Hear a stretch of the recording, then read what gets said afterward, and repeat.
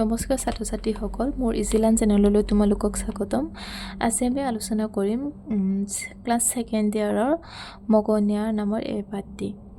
মগনীয়া নামৰ পাঠটি আজি আমি কি কৰিম আলোচনা কৰিম। এই পাঠটি লিখিছিলে যতীন্দ্ৰনাথ দুৱৰা। কবি যতীন্দ্ৰনাথ দুৱৰাই এই কবিতাটো তেখেতে লিখিছিলে। প্ৰথমতে আমি যতীন্দ্ৰনাথ দুৱৰাৰ পৰিচয়খিনি জানি ল'ব লাগিব, তাৰপিছত আমি মূল পাঠলৈ উভতি আহিম। প্ৰথমতে আমি কবি পৰিচয়খিনি অলপ জানি লওঁ যে কবি যতীন্দ্ৰনাথ দুৱৰাৰ জন্ম ক'ত হৈছিল। কবি যতীন্দ্ৰনাথ দুৱৰাৰ জন্ম হৈছিল 1892 চনত শিৱসাগৰ আমোলাপট্টিত। কবি যতীন্দ্ৰনাথ দুৱৰাৰ কি হৈছিলে জন্ম হৈছিল। 1909 চনত তেওঁ শিৱসাগৰৰ চৰকাৰী ইংৰাজী বিদ্যালয়ৰ পৰা প্ৰৱেশিকা পৰীক্ষাত উত্তীৰ্ণ হৈছিল।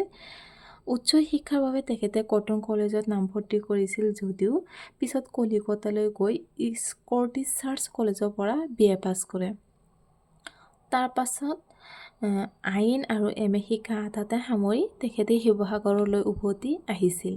ডিব্ৰুগড়ৰ জৰ্জ ইনষ্টিটিউচনত দুৱৰাই পোনপ্ৰথমতে শিক্ষকতা কৰিছিল। ডিব্ৰুগড়ৰ যিটো জৰ্জ ইনষ্টিটিউচন আছে, সেই ইনষ্টিটিউচনত দুৱৰাই প্ৰথমতে শিক্ষকতা কৰিছিল। তাৰপিছত স্কটিছ চাৰ্চ কলেজিয়েট স্কুলত বহু বছৰ শিক্ষকতা কৰিছিল। প্ৰথমতে শিক্ষকতা কৰিছিল জৰ্জ ইনষ্টিটিউচনত, তাৰপিছত স্কটিছ চাৰ্চ কলেজত তেখেতে বহু বছৰ কি কৰিছিল শিক্ষকতা কৰিছিল। কিছুদিন কলকাতা বিশ্ববিদ্যালয়ত MA শ্ৰেণীত অংশকালীন অধ্যাপক হিচাপে কাম কৰিছিল।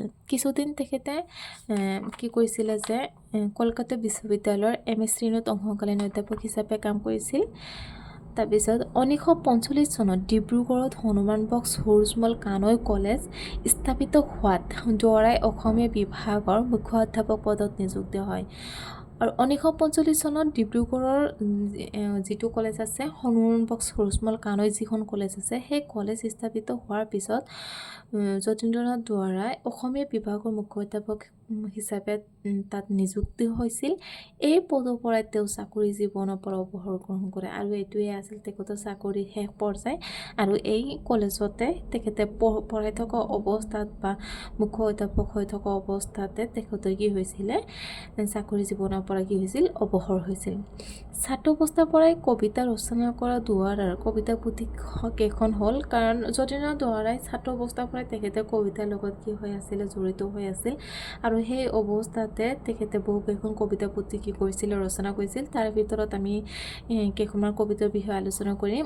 তাৰ ভিতৰত আছিল উমৰ তীৰ্থ, আপোন সুৰ, বনফুল, মিলন সুৰ আৰু মৰমৰ সুৰ। এইকেইখন আছিলে যতীন্দ্ৰনাথ দুৱৰাৰ কবিতা পুথি। কথা কবিতা একমাত্ৰ কথা কবিতাৰ পুথি। ফাৰ্চী চুফী কবি উমৰ খামৰ ৰূপায়ত প্ৰথম অসমীয়ালৈ ভাৱানুবাদ কৰি দুৱৰাই উমৰ তীৰ্থ পুথিখন কি কৰিছিলে ৰচনা কৰিছিল। বনফুল কবিতা পুথিৰ বাবে দুৱৰাই সাহিত্য একাডেমী বঁটা লাভ কৰে। বনফুল যিটো কবিতা পুথি আছে, সেই কবিতা পুথিৰ বাবে যতীন্দ্ৰনাথ দুৱৰাই সাহিত্য একাডেমী বঁটা লাভ কৰিছিল। এই বঁটা লাভ কৰা তেওঁৱেই প্ৰথম অসমীয়া। আৰু এই যিটো সাহিত্য একাডেমী বঁটা লাভ কৰিছিল, এই বঁটা লাভ কৰা যতীন্দ্ৰনাথ দুৱৰাই প্ৰথম অসমীয়া আছিল। 1955 চনত গুৱাহাটীত অনুষ্ঠিত অসম সাহিত্য সভাৰ ৪ৰ্থ অধিৱেশনত দুৱৰাই সভাপতিত্ব লাভ কৰিছিল। আৰু 1955 চনত গুৱাহাটীত যিটো অসম সাহিত্য সভা হৈছিল, সেই সভাখনত ৪ৰ্থ অধিৱেশনত দুৱৰাই কি আছিল সভাপতিত্ব লাভ কৰিছিল। 1964 চনত শিৱসাগৰৰ দুৱৰাৰ কি হৈছিলে মৃত্যু হৈছিল। তো ছাত্ৰ ছাত্ৰীসকল, আমি যতীন্দ্ৰনাথ দুৱৰাৰ পৰিচয়খিনি তোমালোকে গম পালোঁ। যতীন্দ্ৰনাথ দুৱৰাৰ জন্ম ক'ত হৈছিল, যতীন্দ্ৰনাথ দুৱৰাই প্ৰথমতে ক'ৰ পৰা তেখেতে কি কৰিছিল শিক্ষকতা লাভ কৰিছিলে, যতীন্দ্ৰনাথ দুৱৰাই কিমান চনত প্ৰৱেশিকা পৰীক্ষাত উত্তীৰ্ণ হৈছিল, যতীন্দ্ৰনাথ দুৱৰাই উচ্চ শিক্ষাৰ বাবে ক'ত নামভৰ্তি কৰিছিল, তাৰপিছত ক'লৈ গৈছিলে, বা যতীন্দ্ৰনাথ দুৱৰাই MA আৰু আইন যিটো পঢ়িব লৈছিল, সেই MA আৰু আইন আধাতে শেষ কৰি তেখেতে আকৌ শিৱসাগৰলৈ উভতি আহিছিল, নিজ মাতৃভূমিলৈ উভতি আহিছিল। ডিব্ৰুগড়ৰ জৰ্জ ইনষ্টিটিউচনত তেখেতে প্ৰথমতে শিক্ষকতা কৰিছিল। তাৰপিছত তেখেতে স্কটিছ চাৰ্চ কলেজত বহু বছৰ তাত শিক্ষকতা কৰিছিলে। তাৰপিছত কলিকতাৰ বিশ্ববিদ্যালয়ত MA তেখেতে শিক্ষকতা কৰিছিল। আৰু 1945 চনত ডিব্ৰুগড়ৰ যিটো হনুমান বক্স সূৰ্যমল কানৈ কলেজ হৈছিল, তাত তেখেতে কি কৰিছিলে অসমীয়া বিভাগৰ মুখ্য অধ্যাপক পদত নিযুক্তি হৈছিল। আৰু এইটোৱে আছিল তেখেতৰ চাকৰি জীৱনৰ শেষ শিক্ষকতা।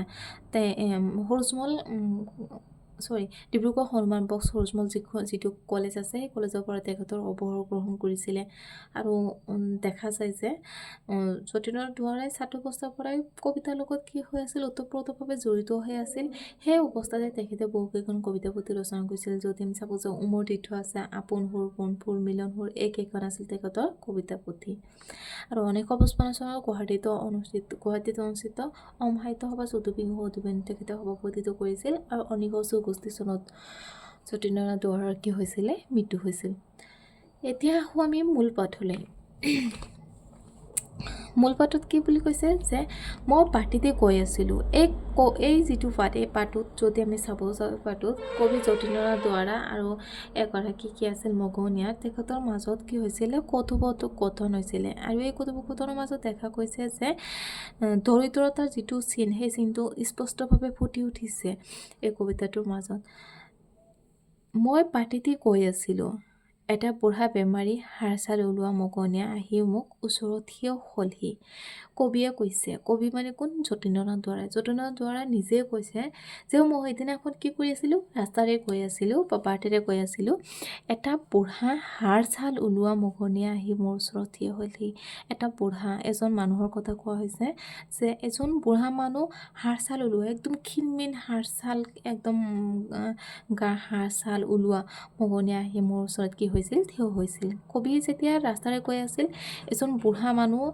মানুহটো শৰীৰৰ বৰ্ণনা দিছে যে বুঢ়া মানুহটো তেখেত কেনেকুৱা আছিল বেমাৰী আছিল হাড় ছাল ওলোৱা আছিল আৰু সেই মানুহজন এনেকুৱা লাগিছে যে মগনীয়া আছিল আহি কবিৰ ওচৰত কি হৈছিলে থিয় হৈছিল তাৰ ওঠ হেতা চকু দুটা ৰঙা আৰু গাত ফটা কাপোৰ হৰি হৰি কবিয়ে কৈছে মগনীয়াজনৰ শৰীৰৰ বৰ্ণনা দিছে যে কৈছে যে মোৰ ওচৰত থিয় হৈছিল মই দেখা পাইছিলোঁ মগনীয়াজনৰ কি আছিলে তাৰ বুলি মগনীয়াৰ কথা কোৱা হৈছে ওঠ হেতা আছিল সেই মগনীয়াজনৰ ওঠ কেনেকুৱা আছিল হেতা আছিল চকু দুটা ৰঙা ৰঙা আছিল আৰু গাত আছিল কি ফটা কাপোৰ হৰি হৰি বুলি কবিয়ে কৈছে সেই দুখত পৰি কেনেকুৱা হৈছে চকুৰ আগত দৰিদ্ৰতাৰ কেনে জ্বলন্ত শোক লগা দৃশ্য কবিয়ে কৈছে সেই দুখত পৰি সেই মানে কাৰ কথা কৈছে মগনীয়াৰ কথা কৈছে দুখত পৰি কেনেকুৱা হৈছে বা কষ্টত থাকি যে এজন মানুহ কষ্টত থাকিলে যে কেনেকুৱা হ'ব পাৰে সেই কথাটো ইয়াত কি হৈছে স্পষ্টভাৱে ফুটি উঠিছে কবিয়ে কৈছে সেই দুখত থাকি বা সেই দুখত পৰি কেনেকুৱা হৈছে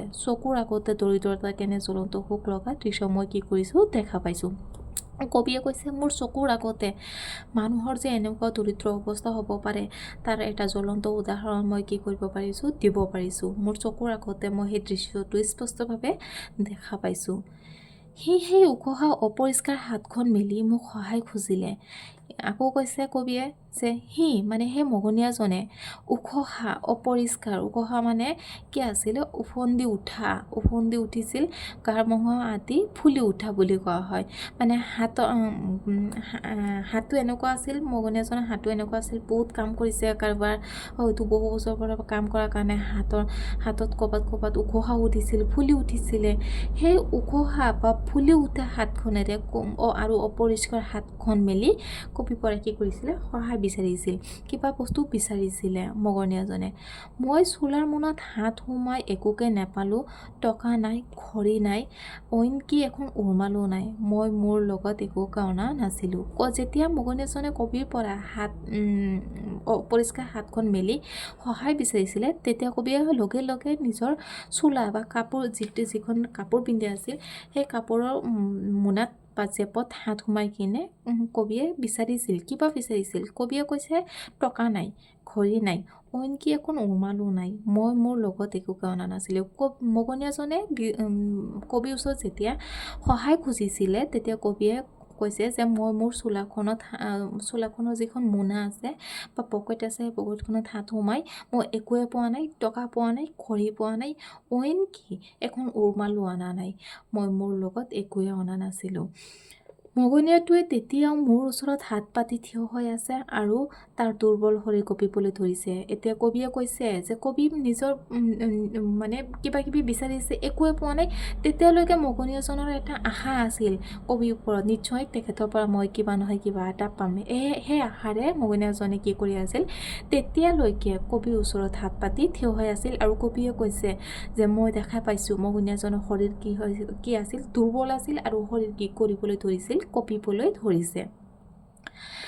মই এনেদৰে থাকিব নোৱাৰি লৰালৰি তাৰ হাত দুখন সাৱটি ধৰিলোঁ আৰু ক'লোঁ, ককাই মোৰ ওপৰত খং নকৰিবা, মোৰ হাতত একোৱে নাই। তাৰপিছত সেই যে মগনীয়াৰ শৰীৰ যে কঁপিবলৈ ধৰিছে, মগনীয়াজন দেখাত দুৰ্বল আছিল, শৰীৰ কঁপিবলৈ ধৰিছে, হয়তো মোক কবি এনেকুৱা লাগিছিল মগনীয়াজন যেন পৰি যাব কঁপি। তাৰপিছত কবিয়ে একো দিব নাপাই কিনে কবিৰ বেয়া লাগিছিল আৰু কবিয়ে লৰালৰিকৈ কি কৰিছিল, মগনীয়াজনৰ হাত কি কৰিলে সাৱটি ধৰিছিলে।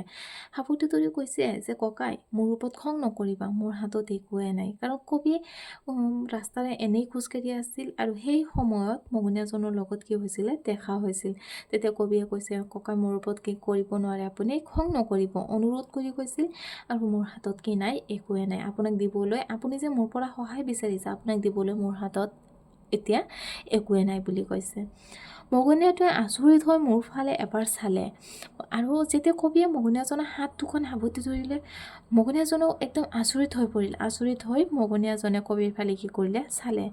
হেতা উঠ দুখনেৰে অলপ হাঁহিলে। কি কৰিছিল, মগনীয়াজনে কবিয়ে যেতিয়া মগনীয়াজনৰ হাত সাৱটি ধৰিলে, তেতিয়া মগনীয়াজনে একদম আচৰিত হৈ কবিৰ ফালে চাইছিল আৰু চাই কিনে মগনীয়াজনে কি কৰিলে, হেতা উঠ দুখনেৰে অলপ হাঁহিলে।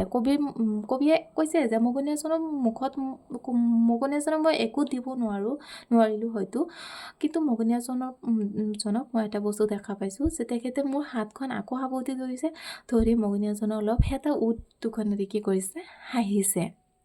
আৰু সিও মোৰ হাত দুখন ধৰি অতি কষ্টৰে মাত লগালে, কি হ'ল, একো কথা নাই, ইয়াৰ কাৰণে অহে ধন্যবাদ, ইও যে এটা দান। তেতিয়া আকৌ মগনীয়াজনে কবিক হাত দুখন সাৱটি ধৰি অতি কষ্টৰে কঁপিছে, অতি কষ্টৰে হাত দুখন সাৱটি ধৰি মাত লগালে যে কি হ'ল, একো কথা নাই, কি হ'ল, আপুনি মোক একো দিব পৰা নাই, সেইটো কাৰণে মই বেয়া পাম, এইটো কোনো ডাঙৰ কথা নহয়, একো কথা নাই, ইয়াৰ কাৰণে অহে ধন্যবাদ, ইও যে এটা দান। আপুনি যে মই এজন দুখীয়া মানুহ, ক'ব গ'লে অপৰিষ্কাৰ হৈ আছোঁ আৰু মই এজন মগনীয়া, আপুনি এজন ক'ব গ'লে কবি বা হয়তো ডাঙৰ মানুহ পৰিষ্কাৰ হৈ আছে, আপোনাৰ নিচিনা এজন মানুহ যে মোৰ হাত দুখন সাৱটি ধৰিছে, তাতে মই কি হৈছোঁ, সন্তুষ্ট হৈছোঁ। ইয়াত কি দেখা গৈছে যে আন্তৰিকতা, কবি আৰু মগনীয়াৰ মাজত কি দেখা গৈছে, আন্তৰিকতা দেখা গৈছে। আজিকালি মানুহে দুখীয়া মানুহক কি কৰে, য'তে ত'তে মানে দুৰ্ব্যৱহাৰ কৰে, বা কোনো মগনীয়া আহিলে আমি ঘৰৰ ভিতৰত সোমাব নিদিওঁ, বাহিৰৰ পৰা খেদি দিওঁ। কিন্তু ইয়াত সেই বস্তুটোৱে দেখা গৈছে যে মানুহে মানুহক কিদৰে কি কৰিব পাৰে, যদি আমি কাৰোবাক হয়তো টকা পইচাৰে সহায় কৰিব পৰা নাই, কাপোৰ কানিৰে সহায় কৰিব পৰা নাই, কিন্তু আমি মানুহক দুটা কথাৰে কি কৰিব পাৰোঁ, সহায় কৰিব পাৰোঁ। ইয়াৰ পৰা, কবিৰ পৰা আমি কথাটোৱে কি কৰিব পাৰিলোঁ, শিকিব পাৰিলোঁ। ময়ো বুজিলোঁ যে মোৰ এজন লগৰীয়াৰ পৰা ময়ো এটা দান পালোঁ। কবিয়ে কৈছে, ময়ো বুজি পালোঁ যে মোৰ এজন লগৰীয়াৰ পৰা মই এটা কি পালোঁ, দান পালোঁ। লগৰীয়া বুলি কাৰ কথা কোৱা হৈছে, মগনীয়াজনৰ কথা কোৱা হৈছে।